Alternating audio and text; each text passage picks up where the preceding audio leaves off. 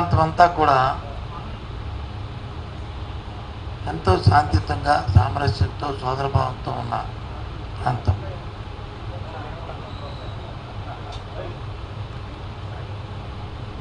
ఎన్నికల నేపథ్యంలో కూడా ఎక్కడో చిన్న చిన్న సంఘటనలు తప్ప పెద్ద సంఘటనలు ఎక్కడా జరగలే,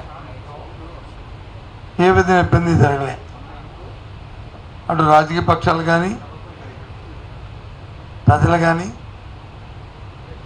లేదా అధికారులు కానీ అధికార యంత్రాంగాలు కానీ అందరూ కూడా ఎవరి బాధ్యత వారు వారి వారి పరిధుల్లో ఏదైతే మనకున్న సాంప్రదాయం ఉన్నాయో వాటి ప్రకారం ఎన్నికలు జరుపుకున్నాం.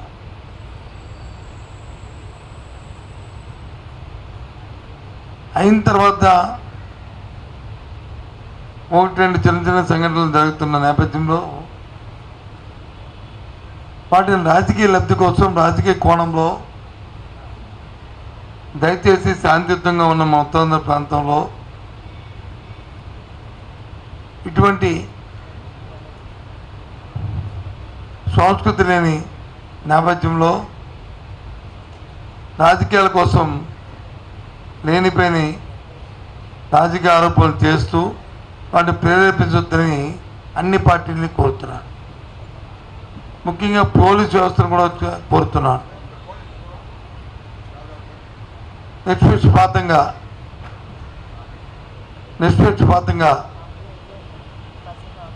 ఏ సంఘటన పట్ల ఏ రాజకీయ పార్టీలు ఉన్నప్పటికీ కూడా తప్పుగా చూస్తూ చర్య తీసుకోమని కూడా నేను రిక్వెస్ట్ చేస్తున్నాను, డిమాండ్ చేస్తున్నాను. అదే నేపథ్యంలో రాజకీయ నాయకులు కూడా అనవసరంగా ఆరోపణలు చేసుకొని నిందారోపణలు చేయడం అనేది తగదు. ఇటువంటిని హింసను ప్రోత్సహించొద్దు. మా వరకు వైసీపీ పార్టీ దానికి పూర్తి వ్యతిరేకమని చెప్పి మనం చేస్తాం. ఇలాంటి సంఘటనలు ఏ పరిస్థితుల్లో ఎట్టి పరిస్థితులు కూడా ఉపేక్షించమని మనం చేస్తాం. నిన్నెక్కడో విశాఖ పార్లమెంటరీ పరిధిలో ఒక సంఘటన జరిగింది. దాన్ని వచ్చి రాజకీయ కోణంలో రాజకీయ ఉద్దేశంతో లేనిపోయిన ఆపాదనలు సృష్టిస్తూ మాట్లాడడం సమంజసం కాదని మనం చేస్తున్నాను. పూర్వపరాలు తెలుసుకొని చేయాలని, అలాగే సైమల్టేనియస్గా నేను కూడా పోలీసు అధికారులతో మాట్లాడడం జరిగింది. ఒకవేళ నిజంగా దాన్ని రాజకీయ ప్రారంభం కానీ కక్షపూరితమైన చర్యగా అది అయితే మాత్రం నిష్పక్షపాతంగా చర్య తీసుకోవాలని కూడా డిమాండ్ చేస్తున్నాను. ఎందుకంటే మా ఉత్తరాంధ్ర ప్రాంతం ఎంతో సామరస్యంగా సోదర భావంతో మెలిగే మనుషులు. రేపు 9వ తారీఖు నాడు జగన్మోహన్ రెడ్డి ప్రమాణ స్వీకారం చేసిన తర్వాత ఈ ప్రాంత ఎగ్జిక్యూటివ్ క్యాపిటల్గా వస్తూ ఎంతో ప్రపంచ స్థాయిలో ఈ పట్టణం అభివృద్ధి చెందుతున్న నేపథ్యంలో దీన్ని మనం కాపాడుకోవాల్సిన బాధ్యత, ఈ ప్రాంతాన్ని అభివృద్ధి చేసుకునే బాధ్యత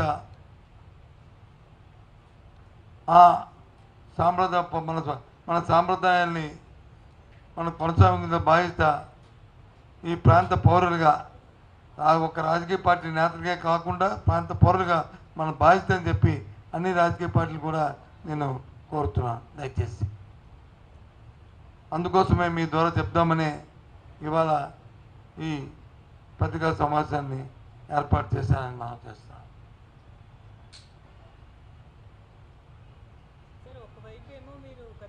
ప్రమాణ స్వీకారం చేస్తారని చెప్తున్నారు, ఇంకోవైపు ఏమో కంప్లైంట్లు ఇస్తున్నారు. ఏమైనా ల్యాక్ ఆఫ్ కాన్ఫిడెన్స్ లాంటిది? మేమేమి కంప్లైంట్లు వచ్చి ప్రమాణ స్వీకారానికి కంప్లైంట్కి సంబంధం లేదు. కంప్లైంట్ దేనికి నిన్న గవర్నర్ గారిని కలిసామంటే మేము ఎలక్షన్ కమిషన్ ఎవరైతే నియమించిందో ఒక అధికారిని, ఓ రిటైర్డ్ పోలీస్ ఆఫీసర్ని లా అండ్ ఆర్డర్ సంబంధించి పర్యవేక్షించడానికి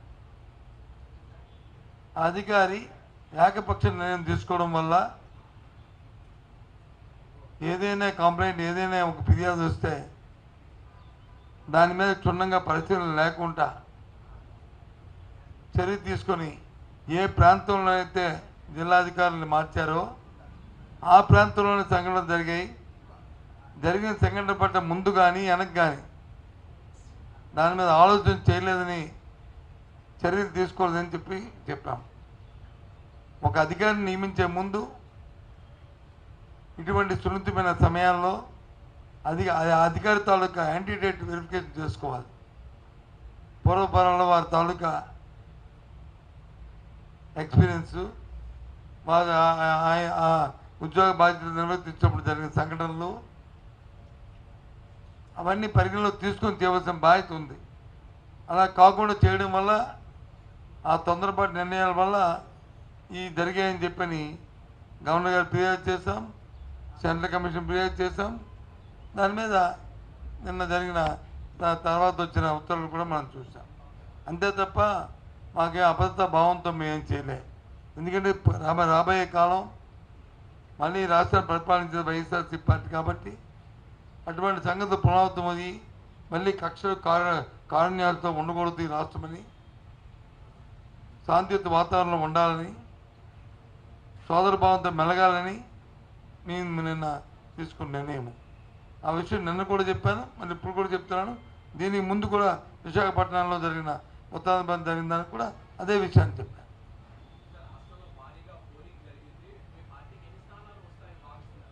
175 దగ్గరికి వస్తాం.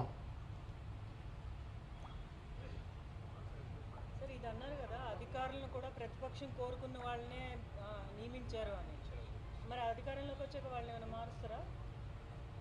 మాట్లాడడం కదా, అయిపోయింది కదా. ఎక్కడైతే ఎస్పీలు మార్చారో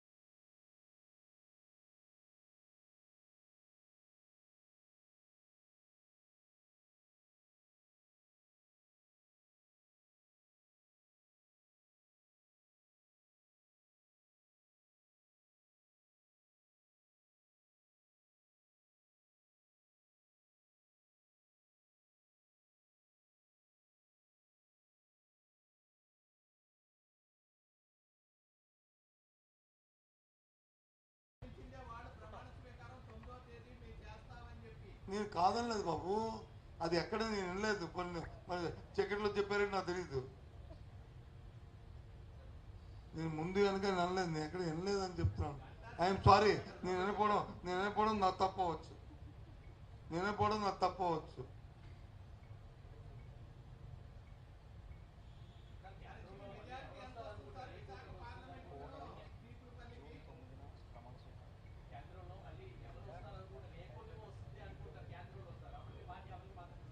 ఇది ఇంతకు ముందు కూడా నేను మీకు చెప్పాను, ఒక బాధ్యత గల వ్యక్తిగా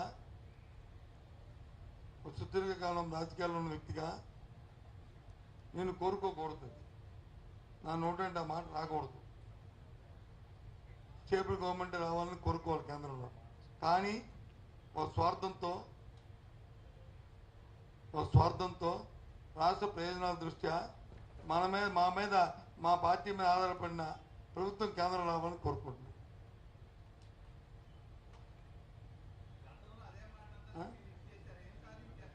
ఏమి ఎక్కడొచ్చింది? మీరు ఏ దేశంలో ఉన్నారో నాకు తెలీదు. మీరు భారతదేశంలో ఉన్నారో అమెరికాలో ఉన్నారో? 22 కాదు బాబు, ఏం అంత నేను మాట్లాడుతుంది ఏంటి, మీరు మాట్లాడుతుంది ఏంటి? 22 అనలేదు, మా మీద ఆధారపడిన ప్రభుత్వం కేంద్రం రావాలి. అండర్లైన్. మీరు ఏదో ఆక్యుపైమెంట్తో మాట్లాడితే నేను ఎవరిదో ఆక్యుపైమెంట్ అయితే ముందు రాసిచ్చేయండి, రాసిచ్చేస్తే మీరేం చెప్పండి, చెప్తా, తప్పలేదు. నేను క్లియర్ కట్గా చెప్తాను. నా దగ్గర యాంబిక్యూటీ లేదు, నాది షార్ట్గా ఉంటుంది. మీరు చెప్పిన ప్రశ్నకి నా సమాధానం. ఉత్తరాంధ్రలో 175 వస్తే 34 వస్తాయి. మరి 175లో 174 వస్తే అప్పుడు ఏది పోతుందంటే అప్పుడు చెప్తాను. నేను 175 ఇవరకు ఉన్నాం, అత్యధిక స్థానాలు రావాలనుకుంటున్నాం. ఒకవేళ ఎక్కడ నేను పోతే అవన్నీ ఎక్కడ కడుతున్నాం అది త్వరలో చెప్తాం.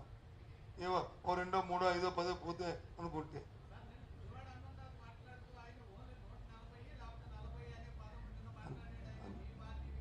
మన ఆయన ఏం మాట్లాడో నాకు సంబంధం లేదు. నేను మాట్లాడుతుంది ఆయన కూడా అడగవలసింది. ఆయన ఈసారి అడిగినప్పుడు అడగండి, ఇది మీ వ్యక్తిగత అభిప్రాయమా, మీ పార్టీ అభిప్రాయమా, లేదు మీ ప్రభుత్వ తాలూకా నిర్ణయం అని. నేను మాట్లాడుతుంది నా పార్టీ అభిప్రాయం,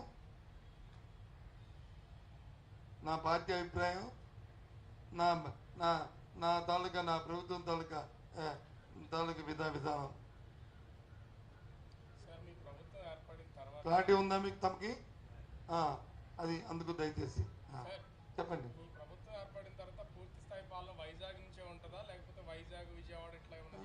ఎగ్జిక్యూటివ్ క్యాబినెట్ వైజాగ్ అయినప్పుడు వచ్చి ఇంకా మళ్ళీ ఇక్కడ ఎందుకు ఉంటుంది?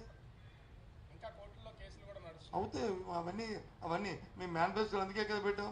తెలుగుదేశం పార్టీ మేనిఫెస్టో పెట్టలే, మేము ప్రజా తీర్పుకి ఇచ్చాం. మేము ఇది ప్రజా తీర్పుని కోరుతున్నాం. ప్రజా తీర్పు వచ్చిన తర్వాత దాన్ని న్యాయస్థానాన్ని కోరుతాం. ఇగో ప్రజా తీర్పు ఇచ్చారండి, దయచేసి న్యాయస్థానం ఆలోచించేయండి అని అర్థిస్తాం. పెద్ద మనసుతో దీన్ని ఆలోచించండి. స్వార్థబోధితో కొంతమంది న్యాయస్థానాలకు వచ్చి దీన్ని అభివృద్ధిని ఆటంకపరుస్తున్న ఎవరైతే రాష్ట్ర ద్రోహులు ఉన్నారో వారి పట్ల అప్రమత్తంగా ఉండాలి. రాష్ట్ర అభివృద్ధికి మీరు సహకరించాలని కోరుతాం. దానిపైన బెంచ్ నిర్ణయం.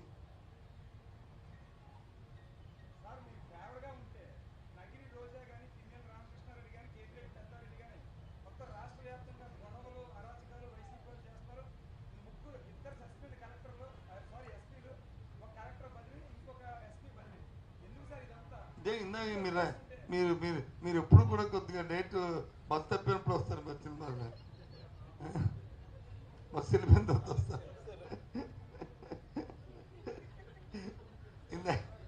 ఇందాక చెప్పాను బాబు, ఇందాక చెప్పాను శ్రీనివాస్, ఇందాక చెప్పాను. ఏం చెప్పానంటే ఎన్నికల ప్రక్రియ ప్రారంభమైనప్పుడు తెలుగుదేశం పార్టీ కూటమి నాయకులు ఫిర్యాదు ఇచ్చి లా అండ్ ఆర్డర్ మీద, రాష్ట్రంలో అధికారుల మీద ఇక్కడే మనం మాట్లాడుకుందాం. నేను అదిగా ఇచ్చి ఎవరైతే ఒక రిటైర్డ్ పోలీస్ ఆఫీసర్ని, ఇంతమంది దేశంలో అధికారులు ఉంటుండగా ఆఫీసర్ని వచ్చి పర్యవేక్షణ చేశారో, అతని పర్యవేక్షణలో ఏ పోలీస్ అధికారిని ఏ జిల్లాలో మార్చారో ఆ జిల్లాలోనే సంఘటనలు జరిగాయి. అదేనండి మేము కలెక్టర్కి, సెంట్రల్ ఎలక్షన్ కమిషన్కి అన్నింటికి కంప్లైంట్ చేస్తాం. దాని మీదే, అంతేగాని అక్కడెక్కడ మాది కాదే అధికారుల నిర్లక్ష్యం అది జరగకూడదని కోరుకుంటున్నాం. అందుకే కదా ఇప్పుడు ఏం చెప్పాను, ఇప్పుడు నేను నిన్న వైజాగ్లో ఒక సంఘటన జరిగిందని, అది కక్షలతో, అది రాజకీయ కక్షలతో కాదని నా అభిప్రాయం. ఒకవేళ అది రాజకీయాల కోసం జరిగితే మాత్రం పోలీసులు ఉపేక్షించొద్దు, ఏ పార్టీ వాళ్ళైనా సరే. కానీ సైమల్టేనియస్గా రాజకీయ నాయకులు కూడా రాజకీయ స్వార్థం కోసం, రాజకీయ స్వలాభం కోసం అలాంటి సంఘటనలు వాడుకోవద్దు. శాంతియుతంగా ఉన్న మన ఉత్తాంధ్ర ప్రాంతాల్లో ఇలాంటివి మళ్ళీ తేవద్దు, దయచేసి కోరుతున్నాను. సైమల్టేనియస్గా పోలీసులు కూడా సీరియస్గా మీరు ఉండాలనేది నా తాలూకా డిమాండ్, నా రిక్వెస్ట్. నేనేమి మా పార్టీ ఆ పార్టీ అనలే కదా, నేను ఎవరిని కూడా ఉపయోగిస్తున్నాం. ఇలాంటి సంఘటనలు వస్తే మాత్రం అది పొలిటికల్ లీడర్ అయితే, అదే వ్యక్తిగతంగా ఓ 2 ఫ్యామిలీలో రెండు ఇదో లేదా కొళాయి దగ్గర తగువ లేదా ఇంకో తగువలో వస్తే దానికి మనం ఏం చేయలేము. చెప్పండి ఏంటి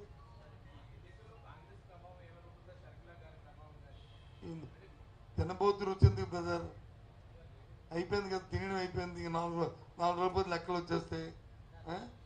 ఏంటి ఇంకా ఇప్పుడు దాని మీద కామెంట్ చేసుకోవడం, రివ్యూ చేసుకోవడం, ఏదో మీ వాదన మీరు కనుక్కుంటే ఆ సంతపడి ఉండండి. నేనెందుకు కామెంట్ చేయాలి? 4 రోజుల్లో వచ్చిన దీనికి ఫలితాలకి 4 రోజుల్లో ఏదేమైనా బ్రహ్మాండమైన మెజారిటీతో, ఎక్కడ దేశం అభివృద్ధి మెజారిటీతో జగన్మోహన్ రెడ్డి గారు ప్రమాణ స్వీకారం చేయబోతున్నారు 9వ తేదీ నాడు అంగరంగ వైభవంగా విశాఖపట్నంలో. ఆ నేపథ్యంలో ఇలాంటి డిస్కషన్లు అన్నీ ఎందుకు?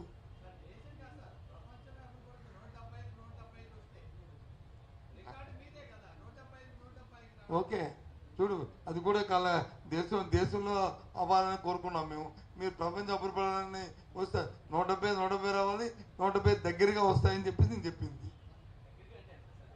అదే ఒకటి తగ్గొచ్చు, 2 తగ్గొచ్చు. ఇది నీ అభిప్రాయాలకి అయితే చంద్రబాబు పవన్ కళ్యాణ్ గెలుస్తారంటే వాళ్ళ కొడుకు పోను, వాళ్ళ బామ్మర్ది ఓడిపోతాడు.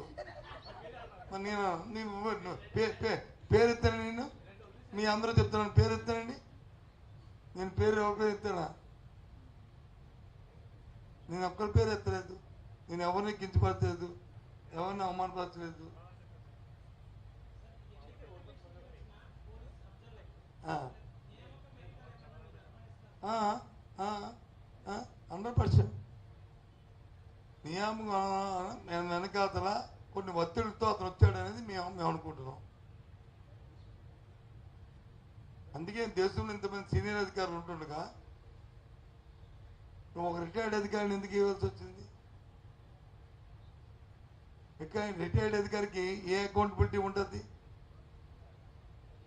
ఒక రిటైర్డ్ అధికారి వస్తాడు, ఇంకో రిటైర్డ్ అధికారి ఇంటికి వచ్చి రాత్రి సీక్రెట్గా భోజనాలు చేస్తారు, మర్నాడు వచ్చి యాక్షన్లు ఉంటాయి. ఇంకెక్కడ మీరు మాట్లాడుతున్న ఈ అపవాదులకి, ఈ సస్పెన్షన్కి అసలు తావు కూడా ఎందుకు తావు ఇవ్వాలి? తావు ఇవ్వకూడదు కదా. మనం అది ఉంటుంది.